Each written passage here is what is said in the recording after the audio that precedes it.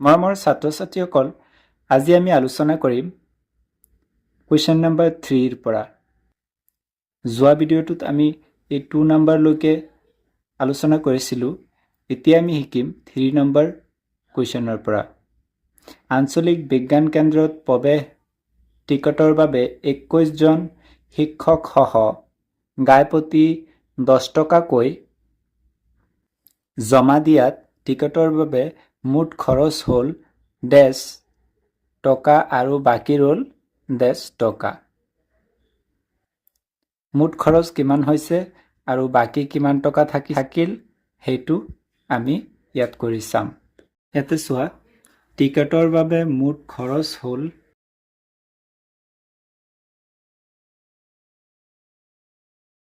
10 × 21। 10ক আমি 21 দি পূৰণ কৰিম। 210 টকা। বাকী থাকিল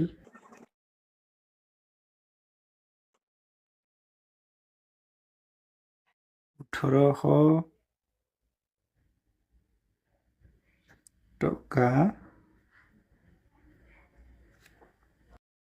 1800 টকাৰ পৰা মাইনাছ কৰি দিম 210 টকা।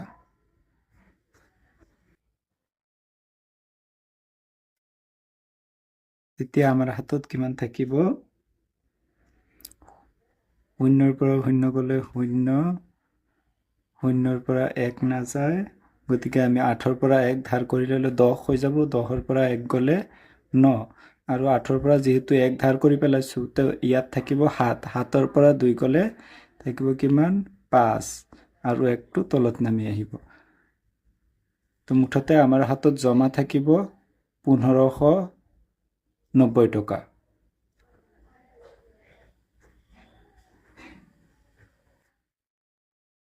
এতিয়া 4 নম্বৰ কুৱেশ্যনটো আমি চাম। দলটোৱে খোৱাৰ বাবদ গাই প্ৰতি 65 টকাকৈ খৰচ কৰিলে। মুঠ 21 জনৰ কিমান টকা খৰচ হ'ল? 65 টকা অৰ্থাৎ 65 টকা ইনটু পূৰণ 21 জন, মানে 21 জন মানুহে যদি 65 টকাকৈ খাইছে, তেতিয়া কিমান টকা হ'ব? এইটো আমি পূৰণ কৰিম। খোৱাৰ বাবদ গাই প্ৰতি 65 টকাকৈ খৰচ কৰিলে 21 জনৰ মুঠ খৰচ কিমান হ'ব? এইটো আমি পূৰণ কৰিম। 65 টকা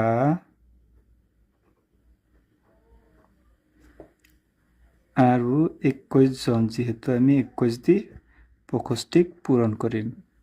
65ক যদি আমি 21ৰ লগত পূৰণ কৰোঁ, তেতিয়া 1 5 গুণ 5, 1 6 গুণ 6, আৰু 2 5 গুণ 10, 10ৰ 0, 2 6 গুণ 12, 5 তলত নামি আহিব, 6 0 6 হ'ব, আৰু 12টো তলত নামি আহিব। 1265 টকা মুঠ খৰচ হ'ব। এতিয়া 5 নম্বৰ কুৱেশ্যনটোলৈ মন কৰা। এতিয়া দলটোৰ হাতত 10 টকা জমা থাকিব। এতিয়া মুঠতে এই গোটেইখিনি খৰচ হোৱাৰ পিছত দলটোৰ হাতত কিমান টকা জমা থাকিব, সেইটো আমি কৰিম এতিয়া। এইটো ভুল হৈ গৈছে, সেইটো 3 হ'ব, এইটো 3 হ'ব, 13 হ'ব। 5 নম্বৰ কুৱেশ্যনটো চোৱা। দলটোৰ হাতত জমা থাকিল 1590 টকা। ইয়াত আমি যিহেতু খৰচ কৰিছোঁ 1365 টকা, তো 1365 টকা আমি ইয়াত মাইনাছ কৰি দিম।